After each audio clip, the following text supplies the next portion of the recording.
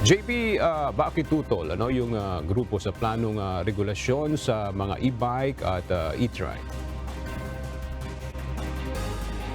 Ayon sa Move as One Coalition, concern nila ang umano'y minadaling desisyon para sa bagong regulasyon na ipatutupad sa mga e-bike at e-trike users. Gayun din ang maaaring maging negatibong epekto nito sa mga gumagamit ng ganitong klase ng e-vehicles na mura at mayroong low emission. Tutol ang grupo sa planong registration ng mga light electric vehicles at nakasaad umano ito sa Republic Act 11697 kung saan exempted sa registration ang mga light e-vehicles.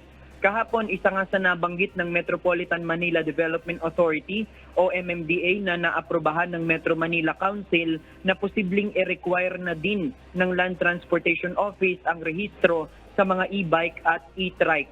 Sa pamamagitan nito, matutukoy na kung sino ang may-ari ng e-trike o e-bike at mapapatawan ng kaukulang parusa kapag may traffic violation. Ito nila ang maaaring lamanin ng bagong resolusyon na planong maipatupad para sa mga e-bike at e-trike. Sa kasalukuyang guidelines, kapag mas mababa sa 25 kilometers per hour, ang speed limit ng isang light e-vehicle ay hindi na kailangan ng rehistro.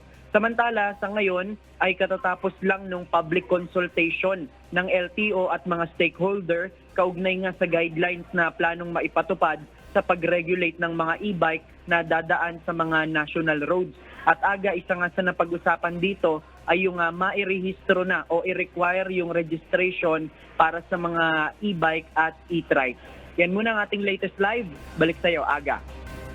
Maraming salamat, JP Nunez.